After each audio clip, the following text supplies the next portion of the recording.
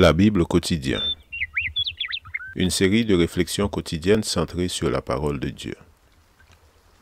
Que ce livre de la loi ne s'éloigne point de ta bouche. Médite-le jour et nuit, pour agir fidèlement selon tout ce qui y est écrit. Car c'est alors que tu auras du succès dans tes entreprises. C'est alors que tu réussiras. Josué chapitre 1, verset 8.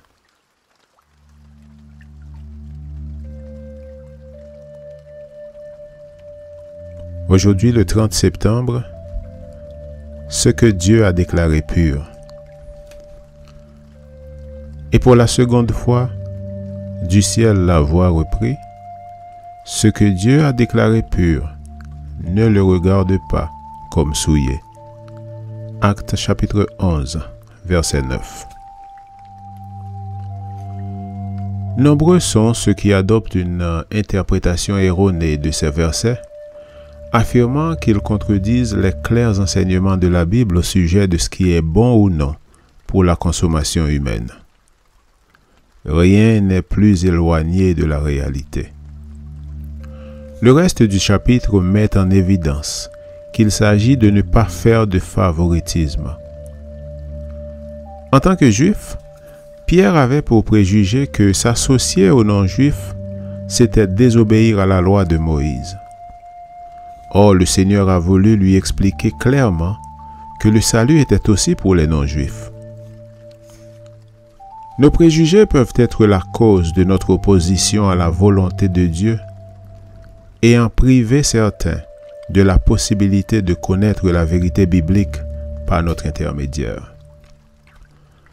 Pour ce qui est de notre entourage, peut-être que notre erreur n'est pas autant de délaisser un village ou l'autre, que nous désintéresser d'un tel ou d'une telle du fait de sa condition sociale. À la base, le problème est le refus de s'associer à certaines personnes.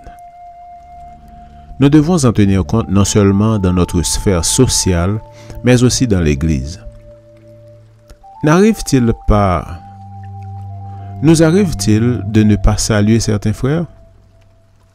Nous arrive-t-il de détester certains dirigeants au point que nous ne voulons même pas connaître leur nom? Sommes-nous de ceux qui scrutent la liste des prédicateurs ou le programme de l'Église pour savoir qui va prêcher afin d'en profiter pour assister au service d'une Église où nous ne sommes pas allés depuis longtemps? Ce frère, ce dirigeant, ce jeune homme ou cette jeune fille que vous ne supportez pas à cause de sa coiffure, de sa musique ou de ses vêtements. Et cet enfant qui, à tous les cultes, sème la pagaille, ceux qui vous empêchent de profiter en paix du sermon, ont été, eux aussi, purifiés par le sang de Jésus. Ils sont tous les héritiers de l'Éternel. La leçon que le Seigneur a enseignée à Pierre peut s'appliquer à l'évangélisation, mais nous ne devons jamais oublier qu'elle concerne également ceux qui font partie de la maison. N'attendons pas la Sainte Seine pour nous rapprocher d'un frère. Cherchons-le dès aujourd'hui. Faisons-lui la surprise de l'appeler au téléphone ou de lui envoyer un courriel ou une petite carte. Aujourd'hui, si nous craignons de faire l'un ou l'autre de ces gestes, demandons au Seigneur la force de volonté et la conversion du cœur. Prions au moins pour cette personne en demandant à Dieu de lui accorder une mesure spéciale de ses bénédictions. Amen. Lecture de la Bible pour aujourd'hui dans l'Ancien Testament, Ésaïe chapitre 11 à 13. Et dans le Nouveau Testament, Actes 11 et 12. Merci d'avoir écouté. Je vous souhaite de passer une excellente journée avec Jésus. À la prochaine!